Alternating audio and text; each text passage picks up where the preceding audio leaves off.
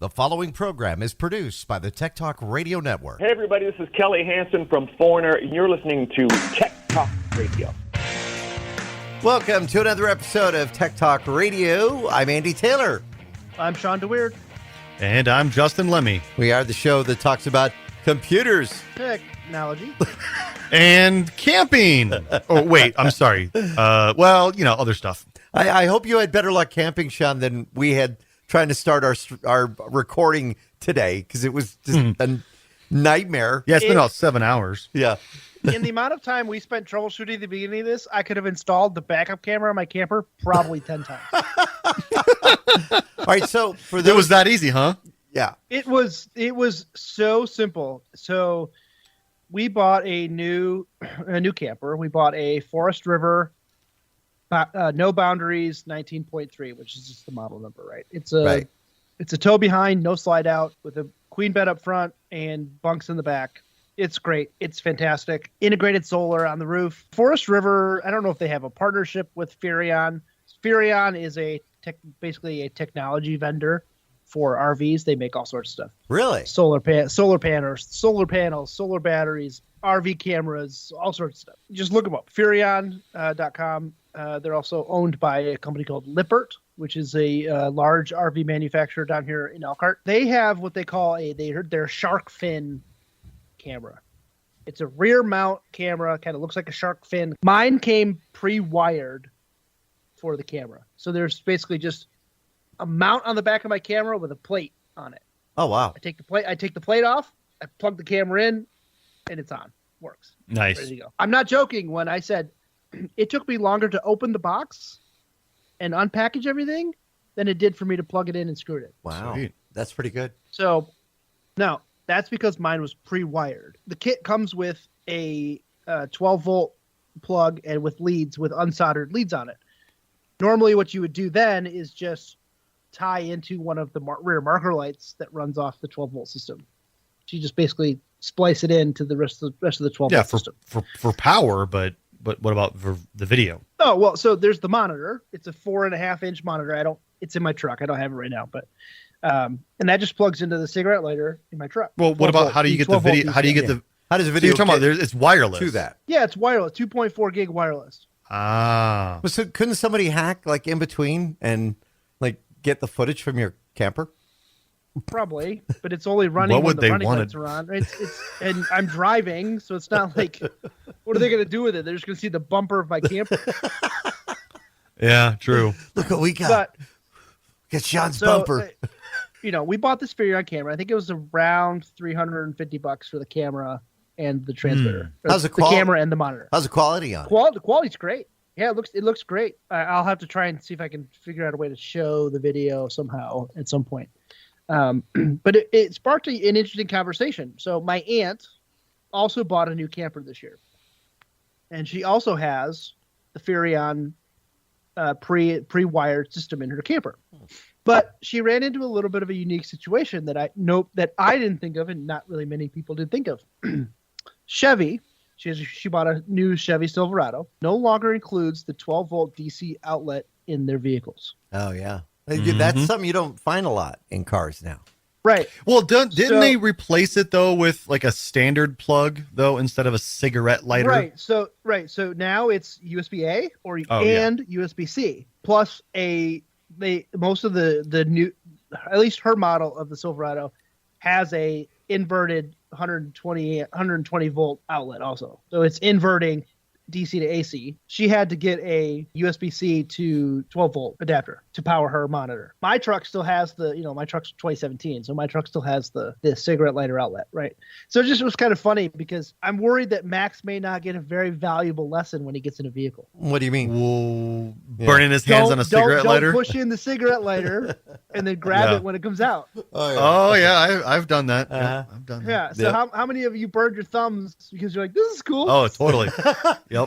Oh, it's red. So, let me touch it. Yeah. I just thought that was kind of funny because that got brought up. I was like, oh man, I remember when I burnt myself on that, or Yeah. It's funny. You think about that in movies and stuff, how that pops out and falls in your lap. And somebody showed a picture the other day. Do you guys remember this? It was an older car, maybe from the late 60s, maybe 70s. and it had the back seat. You see behind the driver's side and the passenger side, a little ashtray that was in the seat. Like, so you would pull it down, and there was the little ashtray and a little lighter. You would do that same thing you would push on, but it was right in the back of the person's seat. Like, how safe was that? Oh, I mean, a lot of cars had that. I mean, my first car growing up, we bought it at an estate auction, almost mint, 77 Chevy Malibu. Oh, Malibu. That was your first car? Wow. Yeah, it was. It was my brother's first car, and then it was mine. Mine was a Vega. Oh. And so it was a brown, turd color brown. It was hilarious. It's a great description. And I can see it now. it had 2 ashtrays on the backs of the seats. Yeah. Like it's one of those weird things that, there's not a lot of places that allow smoking anymore, right? Right. In cars, or it's a very distinct smell. Yeah. If you don't remember smoke, when you go to a restaurant that used to, you go to like a Big Boy or a Russ's or a place that used to let people smoke inside that still is relatively old. You just this very distinct smell of smoke. Well, Very remember flying about, let's say, 10 to 15 years ago, you would still see, ashtrays, not so much in the seats, but like you would still see ashtrays like in the bathrooms or whatever. And, they slowly just, I remember flying as a kid, I remember my very first flight was like on a DC-10, and you had ashtrays in the seats. Mm-hmm. But they obviously didn't allow smoking. But like then as time went on, then you wouldn't have them in the seats, but you would still have them in the lavatories or near the galley. You would have an ashtray. Weren't the ones in the seats? They had you had the armrest, and it was just kind of a flip up, like they did in vans back in the '60s. You had a van; it was in your armrest. How great was that? You drop it right in your lap. Yeah, it just sounds, those are good old days. To clean up. Yeah, this sounds miserable. Well, and it's funny because you mentioned the restaurants, Sean. Do you guys have Cracker Barrel there? Oh yeah, because we have Cracker Barrel. We're the crossroads of America, baby. So, and we had a Cracker Barrel. We have a Cracker Barrel still in. It's right off Cortero in Marana, and they were the last places, the last bastions next to Old Father that would allow people to smoke. But they had a special section, and it's funny though because you would walk into the restaurant, and as you get closer to the section, then you could smell that. And people swear to me to this day they could still smell that. And even though that's been gone for many, many, many, many years. Oh, well, of course you can. I mean, you can always smell it. Unless you get rid of every piece of interior of your restaurant, you're going to smell that. I mean, I remember working at Denny's off of, let's see, what was it? Oracle and Orange Grove. Oh, yeah, I know that one. Or no, Oracle and River. Yeah. Or no. There was Oracle and River. No, there was an Oracle, and I want to say it was maybe not Orange Grove. It was something. It was north of River. It was right. I can't remember if it was Orange Grove or what. Anyway, but there was another Denny's up there near Oro Valley, and I worked there, and I worked the smoking section because, well, at that time I smoked. I didn't mind, right? Working in the smoking section. But yeah, I remember that. Like you had half the restaurant was non-smoking, half the restaurant was smoking, but it's like there was no divider. There was nothing to separate. And then fast forward a couple of years, all of a sudden they took that same restaurant, and what they did was they just put a big glass wall around the smoking section. And if you want to smoke, go in there. But the thing is that the rest of the restaurant still smelled like smoke. I thought it was funny too. If you've flown, that they had a smoking lounge inside the terminal, and it was like in a glass case. So if somebody wanted to have a smoke, they would go into this glass case, and people would walk by you, and the room was like full of smoke. Well, no, and I'll say the last time they still have them. They still have them in Tokyo, right? In Narita Airport, because Japan still has a very large smoking population. I mean, it was actually a study that just got released in America recently. It was something about 50 years ago, 65% of Americans smoked, and now it's only like 16%. Wow. Smoke. So it's really considerably dropped. But in Japan, a lot of people still smoke. And they actually have a smoking lounge. But what's interesting is in Japan, you walk by a smoking lounge in the mall or in the airport, and you don't smell anything. They've got amazing air filtration systems. Oh, it's like but sucks up all the smoke, right? Oh God, yeah. I mean, yeah, but you walk into that room, because I walked in there, to go vape, because I mean, you're not supposed to vape outside of the room or whatever. So I walked in to go vape. Okay. The moment you walk in there, it's like a jet engine. It's like, I mean, and then people like they exhale and it just gets immediately evacuated. But the thing is when you walk out, yeah, you smell so bad because you're talking about 10 or 15 people in a room smoking cigarettes. That stuff gets on your clothes, gets on your skin, your hair. And even though in your hair, I walked in there for not even 30 seconds to go take two quick little vapes, right? Two quick little vapes. I walk out, I go sit at my table with my family in Japan, and they're like, "Did you just smoke a cigarette?" I'm like, "No. No, what are you talking about?" They're like, "You smell like smoke." I'm like, "Well, because everybody else in there was smoking." But they do have a very good filtration system in all their smoking lounges, even though it's really loud. I like, if you look at the way technology has looked at that, and we've slowly seen that disappear. Now you don't find lighters in cars anymore. Or even ashtrays for that matter. But look at some of the other things that have been pulled from vehicles, and now the big talk is AM radio. Now, I don't know if my gosh. you guys have talked about and with electric cars. I know that you talked about this, Justin, not too long ago. ATSC3 is, and that's going to be maybe some rescue when it comes to that. But for anybody that is thinking about buying an electric car, that's one of the things I've heard that you give up. You give up that AM radio in your car. Well, they're talking about, yes, the reason behind this, the technological reason behind it is that electric cars, their electric system, the electric motor interferes with the frequency range that AM radio uses. So it's like putting your radio on a microwave while you're cooking. Yeah, something like that. But it's that it interferes with it. You're not even going to be able to receive AM. But there is actually a congressional petition being sent out to say, look, you can't get rid of AM radio because, even though AM radio is old technology by today's standards. I mean, you've got FM radio, now you've got satellite radio, and then you got streaming and all that. HD. Right? HD radio, yes. But AM radio still serves a major purpose when it comes to emergencies. Mm-hmm. And when there's an emergency, what do people turn to?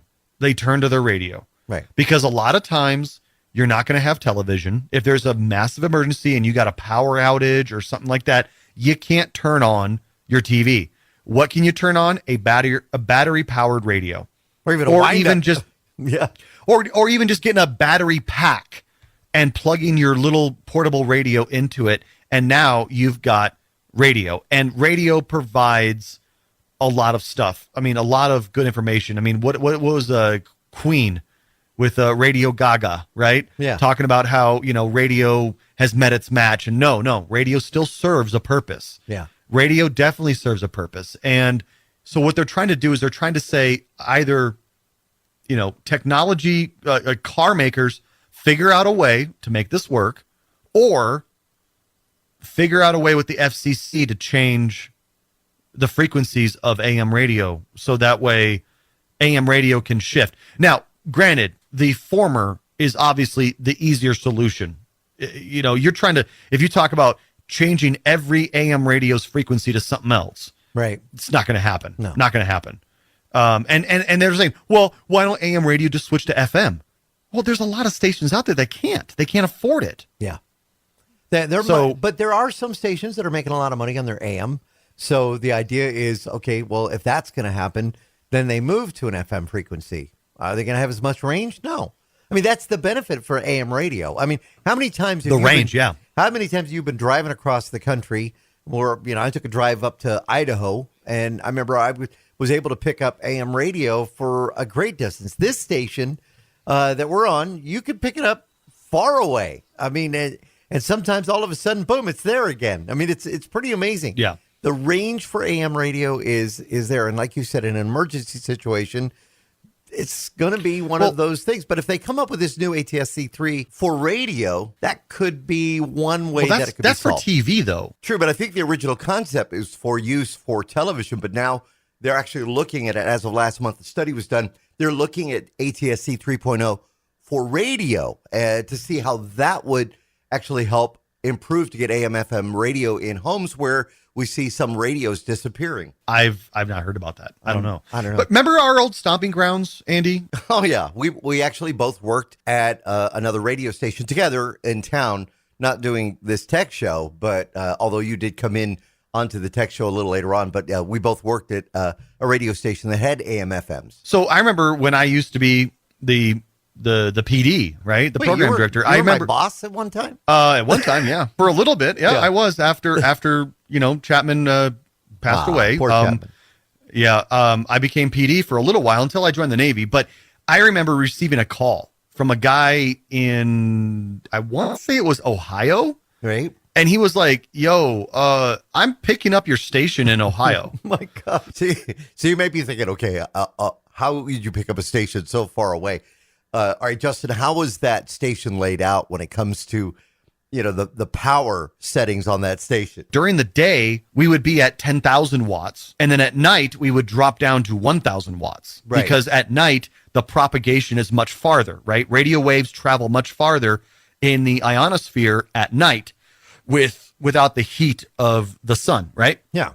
Okay. So at night, one night, there was a problem with the transfer switch. And I remember old Hank? Yeah, I remember the Hank. engineer? Good old Hank. Yeah. Yeah. Well, so there was a problem where a rat got into the transfer switch and the switch went to go bang and it didn't complete the circuit because the rat was in the way. Yeah. So we stayed at 10,000 watts while this rat just got fried. Yeah. And we stayed at 10,000 watts overnight. And this guy in Ohio was like, "Yeah, I'm picking up Tucson in Ohio." Yeah, on a clear night. Yeah, definitely. On a clear night. Yeah. Yeah. It's interesting what they're going to do. Ford has said that they're going to be pulling AM radio out of their vehicles as well. And that's still They shouldn't be doing that. No. Except the Ford F-150 Lightning.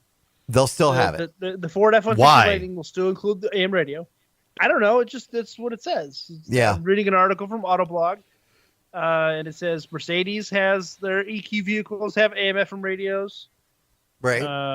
They're citing the decline of AM radio usage in Europe and the U.S. as big reasons. Tesla and Rivian don't have it. Fisker and Lucid do still have AM/FM radios because they say that there are still enough listeners in the U.S. to warrant it. Yeah. Yeah. So then this goes into the Ed Markey, the senator from Massachusetts, is the one that wrote that article. Wait, Biz Markey? No, Ed Markey. Markey, shoot. Biz is no US longer with senator us. from Massachusetts says, "Hey, automakers deal with the EM shielding and maintain the AM radio. Because any phase out of broadcast AM radio could pose a significant communication problem during emergency," which Justin covered earlier. That's exactly what. Yep. Yeah, and it's needed, so it should certainly still be around. Now, speaking of this, Justin told us something just before the show that had us go, "Huh? You're actually thinking about getting yourself one of these electric vehicles?" Well, yeah. I mean, we're looking at it. I mean, it's time. I mean, Misa's vehicle is getting kind of old. I mean, it's a 2013 Ford C-Max, but we're having problems with it. I mean, a lot of times. I mean, wait, you make me feel terrible.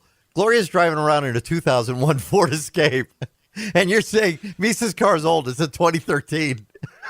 Well, your car is really old. Yes. Yeah. But no, but the thing is hers is a hybrid, so hers is electronic. But also, this was the car that she got was only released for, I want to say, 2 years. It was kind of like an experimental car because they didn't make the C-Max much after that. And the entertainment system, the computer system that runs the whole car, I want to say was probably designed by some high school engineers. Oh, wow. Because it is absolutely horrible. It was the first edition of Sync, the Microsoft Ford Sync. Ford Sync, yes. Yeah, it was the first edition of that. And the problem is now that she has it where half the time when she turns off her vehicle, the radio won't turn off. The radio just keeps playing, even though she's turned off her vehicle. She has to pull a fuse. She has to get on the passenger side, get underneath. I mean, I've taught her how to use a needle nose pliers, and like, okay, first off, do that. First off, I shouldn't have to teach her how to use a needle nose pliers, but we're not going to go there. But yes, I've had to teach her which fuse to pull, and then other half the time, her battery just doesn't want to turn over. Like there's just nothing. Like you get in the car and it's dead as a doornail. You have to literally jump the car to let the battery know, oh, yep, I'm still alive. Yep, okay, yep, I'm good. And this is a hybrid. This is a hybrid. Okay. And it's got like 65,000 miles on it. I mean, it's starting to get up there, but it being a hybrid with a battery system, it's like a Prius. Like think of a Prius or a Volt, right? No, because a Volt is straight electric. Oh, that's right. Yeah. Like a Prius is like a hybrid, right? Yeah. So it is definitely a hybrid. It's got the gas engine, but it does have a battery, and it's just getting to the point where it's not good. So we started talking about it, and I'm like, looking at different, electric vehicles, and we came across Tesla, obviously, and Tesla, their what is it? The Model Y, right. The hatchback. It looks a little bit like a C-Max. Their hatchback is on sale. I mean, I wouldn't even want to say on sale. For some reason, they drastically lowered the price. Now, granted, of the time of this recording, the price has already gone back up a little bit. But it got to a point where you could buy a brand new Model Y for out the door of the dealership, $45,000, which is below the cost of a typical new car. Now it's back up to about 50, but that's still the average for a new car. And considering that this is considered a luxury vehicle, it's well below the average for a luxury vehicle. So we're looking at it, but she wants to go test drive one, and right. and for good measure, to make sure she likes it. The problem is Tesla, they don't seem to care because they're only open Monday through Friday, 9 to 5. They're not open on the weekends. You can't go to a Tesla dealership and test drive a car on Saturday or Sunday. I literally have to take time off of work to go to a Tesla dealership to buy a Tesla. Wow. That's stupid. Yeah. Or you just buy it sight unseen and it gets delivered and you drive it. Okay. So there you go. Yeah, you could do that. You could just buy it sight unseen and go pick it up. Now, that's the good thing about it. You could just place your order online. They don't do negotiations. You can't walk into a Tesla dealership and be like, well, yeah, that's a good Tesla, but you want 50,000? I'll give you 45. Nope. It's literally the price on the card. That's what you pay. But the beauty of that is now you can just go online. I can just go on to Tesla.com and just buy a Tesla straight up and be like, okay, I'll go pick it up tomorrow. But there's a lot of problems with the Tesla cars that I'm starting to understand better, and I'm starting to realize, and I'm wondering if maybe the reason that they lowered the price is to get rid of all the models that have had problems. Oh. And they're going to replace it with something different later. I don't know. I'm not exactly sure, but we can definitely talk about some of those things in the next segment. But I did want to touch upon is that, I can buy the car straight up. We can go pick it up, and then she just has to get used to it. But the big concern that she has is that screen in the middle. Like everything is controlled by the screen. There's no buttons anywhere in the car. Really? Now, your left-hand side of the steering wheel, you still have your left and right turn signals. You have your high beams and whatnot. Your headlights are automatic. You don't have to ever turn on your headlights. It's automatic. Your windshield wipers are completely automatic. There is no windshield wiper turn on or turn off. It is just automatic. That would drive me nuts. What if you go to the car wash? Within the app on the tablet, you can adjust the speed, but they just turn on automatically. On the right side, where you would normally find your windshield wiper, is your park, reverse, and drive, and neutral. So those are the only two physical switches or buttons you have in your car. Everything else is controlled by the tablet. Now, this wouldn't be one of the cars that drives themselves, right? No, this car does not include the self-driving capability. It does come with a basic self-driving, but if you want to get the full self-driving, you're talking about another $15,000 on top of it. We got to take a break, but question for each of us. Shawn, if you could do self-driving, would you? No. Justin? Yes. I wouldn't. I don't trust it. Besides, I love driving too much. Me too. All right, we'll be back with more of Tech Talk Radio. I'm Andy Taylor. I'm Shawn DeWeird. And I'm Justin Lemmy. Find us online at techtalkradio.com. We'll be right back. Now, back to Tech Talk Radio. So before the break, we were talking about what I'm thinking about doing, and that's getting a Tesla. So one of the things that I was discovering about the Teslas, though, watching this video, I watched a couple of videos on YouTube about from some different owners, and there's a couple different owners that have had it for over a year, and what they've had to say about it was the overall the car is amazing. I mean the driving of the car, they all say the same thing. Like, you never get used to driving the car. It always excites you. It's an exciting car to drive all the time. But the problems they're having is manufacturing issues with the car. There are air gaps between the panels, and these gaps will increase over time as the car is stressed in certain fashions, right? Going over bumps or whatever. From going over a bump to having your bumper just fall off or come loose, or the panel between the driver and passenger door separates by a couple millimeters. And Tesla's like, yeah, that's within spec. It's fine. But it's like, no, it's not. You've got a giant gap in your car. Yeah. Like, this isn't supposed to happen with a brand new vehicle, especially a luxury vehicle. Like, you should, and Tesla's just not repairing them. They're just like, no, this is within spec. You just, if it happens again, come back and we'll fix it. The guy was like, my bumper literally fell off. How am I supposed to drive with a bumper falling off? Well, just pop it back in place. And the guy was like, boop, and he just popped it back in place. And he's like, yeah, well, if it falls off again, just come back and tell us. Like, Isn't that dude, what you wondered? Was a Lego car?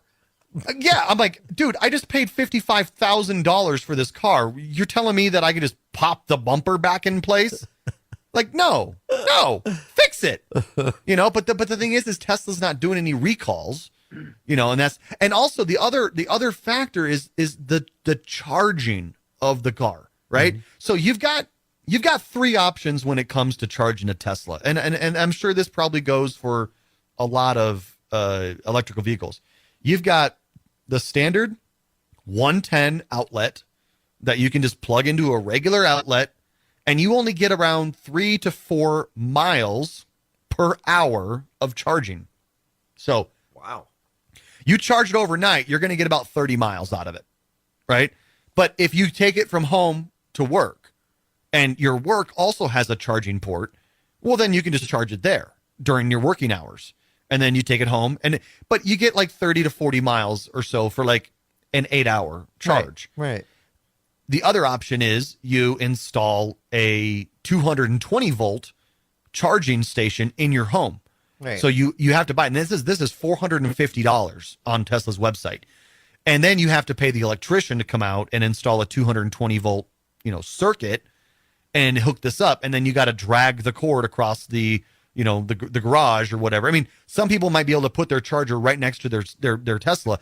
Our panel is actually located in the garage, or main electrical panel, that is, but it's on my side of the garage where I park my car. Right. And Misa's not gonna switch the sides of the garage where she parks just to, 7 years of muscle memory is not gonna change overnight. We're not gonna switch the way we park our cars.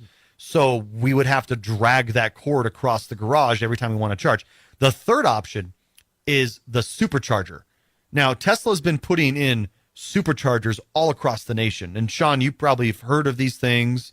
They're there everywhere. They're like every 100 miles or so, you've got a supercharger. The problem with supercharging is you're stressing your battery.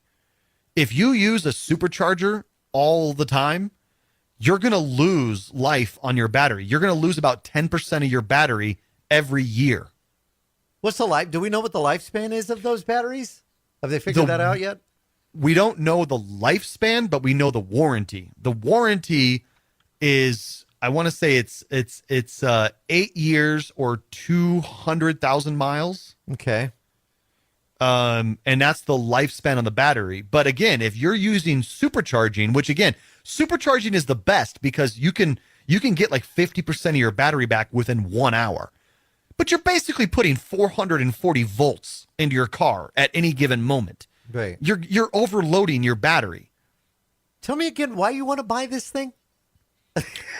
Uh, Wait, and also you're driving down the road. There's no sound, right? I mean, is there a sound? Oh, okay. Speaking of sounds, this is the coolest part about the Tesla, right? Right. We have a friend of ours that has a Tesla. Every seat has a speaker in it, embedded in the seat. Yeah. Right? It's more of a subwoofer, really. Yeah. Every single seat has a subwoofer. You can get, I am not joking here. You can make every seat fart. We needed that. Why would you want that? Because That's it's funny. I can just bring my uncle and have him sit in the car. That's what we paid $55,000 for. What have we come to? I remember it used to be because it had a big V8, engine in it, Yep. and it would make a lot of noise. It basically turns the UI into a seat map that you can drop a whoopee cushion over the seat and press the whoopee cushion to make the seat fart. Okay. Now the Tesla does have a feature, I believe, and correct me if I'm wrong, Sean, because you're kind of looking this up in the background, but I do believe the Tesla does have an external speaker that you can pump a sound of a vehicle through it. If you need to, you can pump a sound of a typical vehicle, so it will make a noise as it's driving. Some people have said that that's of concern for an area like, say, in Tucson, we have the Arizona School for the Deaf and Blind, and they're going down the street, they go off auditory if they're blind, and they can't tell if a car's there, and I'm that's been a concern for many people. So Well, having that sound, the sound so would definitely it's- help it's- that. Yeah. They have all. I'm not sure when this article was written, but it says at the time this article was written. I'm trying to find a date. All Model 3s have the pedestrian alert sound generator. so it would sounds detect that like- there's a pedestrian in that area, It's and then make a supposed noise. to. Sean, is that what it is? Yeah, so it looks like it's got a speaker. It makes noise. I think it makes like some sort of like a, not really necessarily ultrasonic, but it makes kind of like a sonic, pinging noise so that way somebody who's walking by will hear a ding, ding, ding, ding, ding, ding, ding, or something like that, where they'll be like, oh, there's a car there or something. I've heard people talking about the Teslas and other electric vehicles, and I've really heard them talking about the different comforts, the screen, how everything is run off the screen. We've heard the stories about the negative sides when it comes to the self-driving vehicles, some of those incidents that have happened. Then we've heard some positives when it come off of it. But, the one thing is drivability. Like Sean said, I like to drive. And I got no problem taking a 20-hour drive. I've done that before. All right, and then maybe not 20 hours, 'cause that's a long. But Sean, the same thing. How comfortable is this vehicle? I mean, I would hope for that amount of money and for what you're doing, it's going to be one of the most comfortable rides you've ever had. I personally have ridden in a Tesla, and I can say that it is absolutely fantastic. It is so comfortable. Sean, have you ever ridden a Tesla? No, I've not. I haven't either. So I don't know. It feels like $100,000 car. I mean, it's very comfortable. The seats, even though I think what they call them? I heard something like they call them vegan leather, Right. which is just a fancy name for rubber. No, I mean seriously, like the seats are just literally rubber, but they call them vegan leather. Right, yeah. It's ridiculous. But no, the seats are comfortable. All the seats have, every Tesla has heating and cooling seats. So like if you're in Tucson or whatever, you could actually set your car to have, well, that's another cool feature I didn't mention about this. Like places like extreme temperatures, like way up north where it's super cold during the winter, or way down south where it's super hot, like Tucson when it's super hot during the summer. You can open up the Tesla app and say, hey, I'm going to come to my vehicle here in 30 minutes. I want it at this temperature when I get there. The car will turn on, set the temperature inside, cool it down, cool your seats down. And that way, when you get into your car, that car is the perfect temperature for you. No more having to get into a super hot car or a super cold car. I actually like the sound of that. That actually would be kind of cool. That'd be a neat feature to have. I don't know. That worries me about the battery, and it's not for the environmental reasons we've heard. I'm used to a car with an engine, and I know engines could burn out. Maybe I just don't understand it. Well, you also don't have to pay. Like, think about it. If you get an electric vehicle like a Tesla or like a Rivian or, even some of the major manufacturers that have all electric now, you're not having to pay for gas. You're not having to pay for oil, like oil changes. You're not having to pay for regular engine maintenance. You're not having, I think the only thing you have to pay for really is like an AC recharge, every, 6 or 7 years. Yeah. Or tires. Yeah. Tires. But otherwise you're saving a lot of money when it comes to it. Now, I didn't mention this earlier, but I mentioned, like, if you were to walk out of a dealership, you're looking at paying around $55,000 to get a decent Model Y, right? Right. But what you're saving in gas and they proudly tout this on their website, but you're saving approximately, $6,500 a year in gas. You're also getting a $7,500 federal income tax credit. You're getting a state credit, which happened to be for Colorado. I don't know about other states, but for Colorado, it's a $2,500 tax rebate. So when you add up all of that, plus the lack of cost of maintenance, you're talking about, $100 every 6 months to get oil change. You're looking at walking out of there after everything's said and done about $32,000 to $33,000 for a brand new Tesla. When you deduct the cost of that. Now, When what you about deduct- the yeah. electrical cost, though? I mean, Well, okay, so they talk about this. To charge a Tesla, you're looking at around depends on where you live because electricity prices vary. You're looking at between $400 and $600 a year to charge a Tesla. Yeah, that's not bad. Now, what's the range on them? Because if I wanted to drive to California, say, So the model, you're going to need to charge it. But the standard Model Y, and again, there's many models, so everyone varies. But the standard Model Y gets 270 miles per charge. The long range edition of the Model Y, which is about $7,000 more, gets about 330 miles. Right. And then you just have to make sure wherever you're going, they're going to have charging stations. Sure. And that is a beauty of a Tesla, is if you start to get to the point where you're starting to get low, your Tesla will automatically reroute you to a charging station. It doesn't even matter where you're going. It's like, nope, it's time to sleep. And Nice. it will say, you need to go this way now. You need to get to this charging station right now, or else you're going to have a bad day. Now, Sean, I know that the trailer you bought is pulled by a big truck. That truck is not electric, is it? It is not. It's What not a type of hybrid. engine do you have to have in that to pull a trailer like the size you got? So the size that I have, right? I have a 2017 Colorado. It's got a 2.7 liter V6, I think. Uh-huh. Yeah, that sounds right. Tells it just fine. I think the gross value weight loaded with water and everything is just over 5,000 pounds. Wow. I wouldn't want to tow much more than that with my Colorado, right? Upgrading to a Silverado or something a little bit larger would be ideal to go up any larger. I get about 13 miles to the gallon when I'm towing. Mm-hmm. That's got a good day. Yeah. 13 but- miles. It's like that old Jag I used to have. Oh, my God. The X12? Yeah. Terrible car. Some guy here in Green Yep. Valley bought it when I sold it for $500. It was terrible. He's probably listening right now going, I mean- damn you, Andy. It's, I've seen Tesla tout their SUVs can tow, right? And it's just, I go camping where there's no charging stations. Mm-hmm. An electric vehicle doesn't make sense for me. I don't live near Denver. I don't live near Phoenix. I don't live near the big cities that you guys live by, right? Yeah. If I lived near Chicago or a suburb of Chicago or a suburb of Detroit or somewhere where I had more infrastructure in place to have an electric vehicle, sure.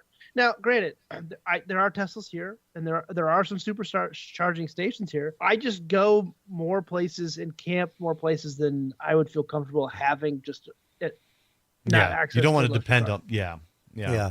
I think it's going to also, it's going to be depending on where you live. For Now- you, maybe the best thing is like a hybrid. So you could get the best of both worlds. Oh yeah, like Caitlin's RAV. She has a RAV4. That's a hybrid.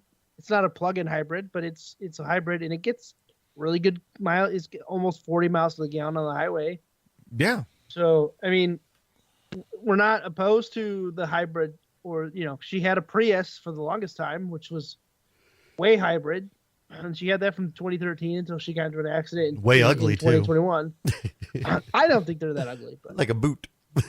All right. everybody poo-poos on the the Priuses and I think they're cool, and I think that the Prius Primes are pretty cool. I think I like them. I don't know. All right, another like the quick design. break. We come back. I got a new product to show you guys.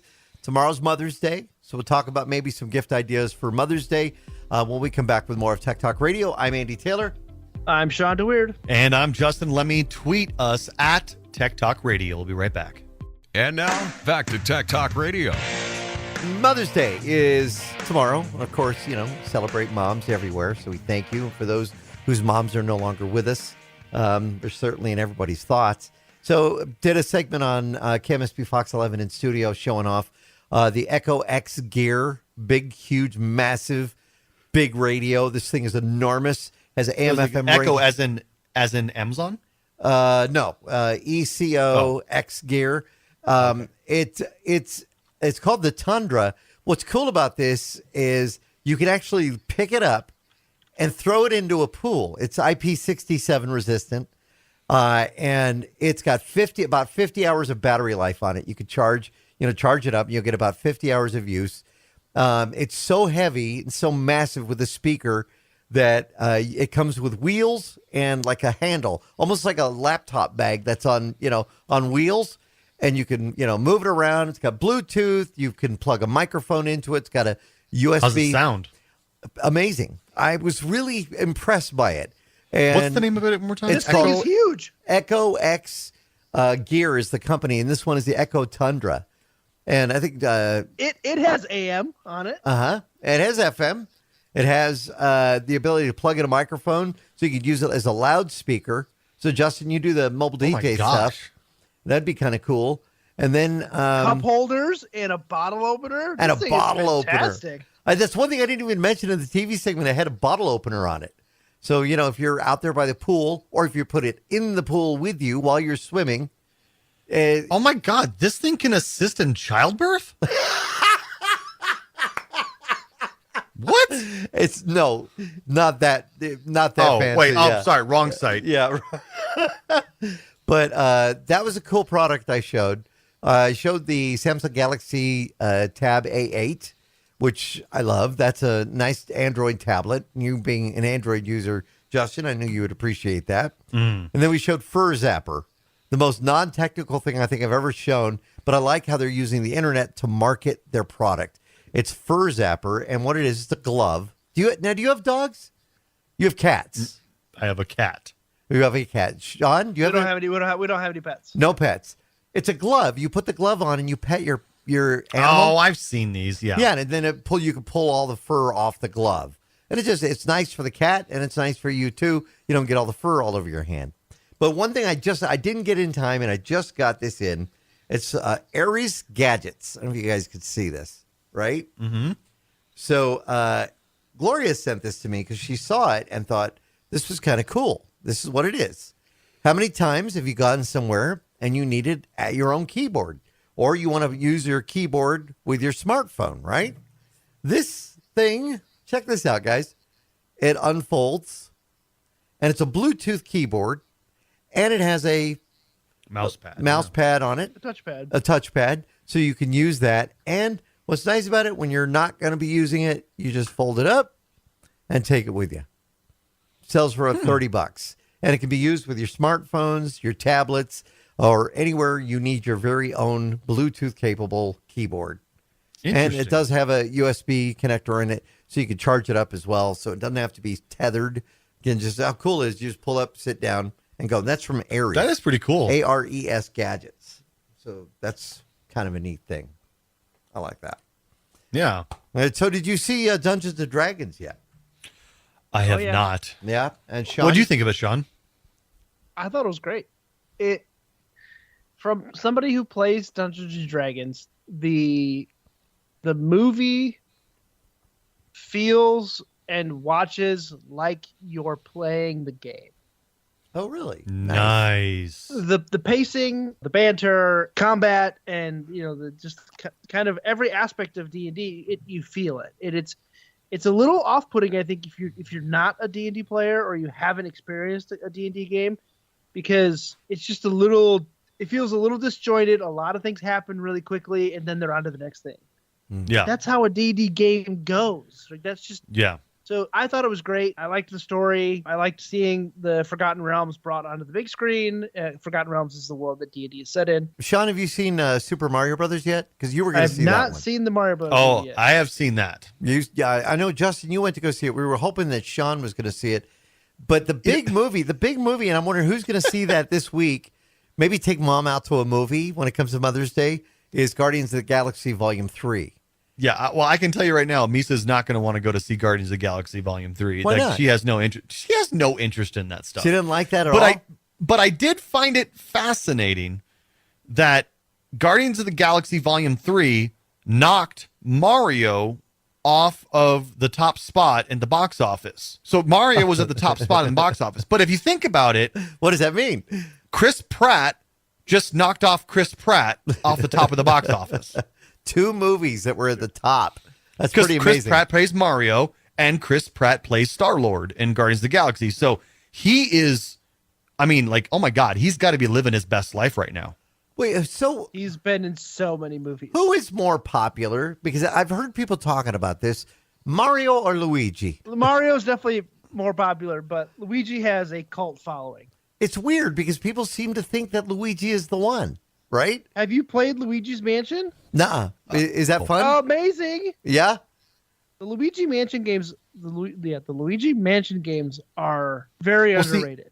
I bought that for Eric for his Switch, and he said it was too scary for him. The Luigi's Mansion? Is that like a haunted Yeah. mansion? Yeah, it's kind of Yeah. a haunted game. Yeah. All right. So coming back to giving mom stuff for Mother's Day, what would be good recommendations from you guys for anybody listening is thinking, I need to get mom something for Mother's Day. What should I get her? Tech, non-tech or tech? No, related? go ahead. So let's go with tech since we're a tech show. What would be Tesla. Yeah, maybe within a price reasonable budget. Oh, okay. Yeah. Good question. I got Caitlin a new Kindle for Christmas. Oh, that's pretty good. Kindles are good. So maybe an Amazon gift card for more books. Gift cards are always nice, right? Yeah, Yeah. I can't think of anything else. How about Maybe a new Apple Watch. Apple Watch? I like a new Apple Watch. How about Wow, big spenders. How about if you're thinking about getting something from mom, how about a backup drive for the smartphone? Because I think that some moms, some dads can't figure out how to make backups of their smartphones. And That's why well, the cloud exists. and Exactly. We just cloud's use the there. cloud, But what so- about making Yeah. a physical backup? You know, where you plug in. I like the Too difficult. iExpand line where you just Ooh. plug it into your smartphone and you go that way. So you can do that. You can just plug it in and just You make some plug it in. backup? There's an app, and then you just follow the app, and it will tell you go ahead and it'll back up every single photo that's in there. You could choose then delete them or just have Does them on it your back phone. up the actual system or just No, like just- the pictures? Just documents, photos, contacts. It just does Okay. that. But that way, you know, Okay. you don't See, lose anything. I would love to get that for my parents, but they would forget to plug it in. So they Oh, just wouldn't really? use it. Yeah. My parents Yeah. would forget. It takes like 3 minutes though, depending on your smartphone. You plug it in, it goes through, you tell it, yeah, go ahead, I give you permission. It goes through, grabs all the photos, then says, do you want to delete them? And if you don't want to delete them, fine. You just unplug the device and you're good to go. Yeah, I mean, I don't think that'd work for my parents. Right? But, we set up with my parents and Caitlin and I, we all share iCloud storage. Hmm. And we all do our phones all because we're all Apple, right? Right? We do all of our iCloud storage backups there. And we've had zero issues. And it's actually funny because my dad actually just had to get his phone replaced. My parents are on vacation. And my dad jumped into the pool with his phone in his pocket. Oh, no. Uh-oh. When did he realize it? As he's in the air going in? I don't Yeah. know. He didn't say. He just said, got a new phone, went into the pool with the phone in my pocket. So my dad has destroyed probably 5 or 6 phones over the years. Oh, jeez. But I just told this story because when we talked to him, he told us the story. And I said, you remember the time I called you while you were at home and you were out mowing the lawn and you picked up and it fell out of your hand and bounced off the deck of the lawnmower and you ran it over? Oh my gosh. All right, here's another product I would recommend. This is from a company called Solo New York. And moms, I think, could always use a tablet protector, because sometimes when you buy the tablet, depending on which one you get and what price point you pay for it, you don't get a case to protect it. And this is a hard case made from recycled, plastic bottles. And so you're being friendly to the environment, and it will work with iPads, the Samsung Android tablets, the whole bit. And again, it's a nice little hard shell to protect, and they're inexpensive, about $24.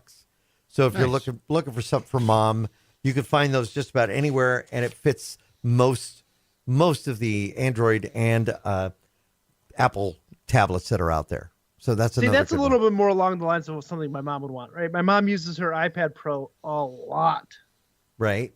And she draws with it. She does her work stuff on it, and she loves her iPad Pro. And she uses the little iStylus, and she's an iPad wizard. She would blow me out of the water in terms of knowledge. Your mom has the Pro. Is she got the 10 or the 12?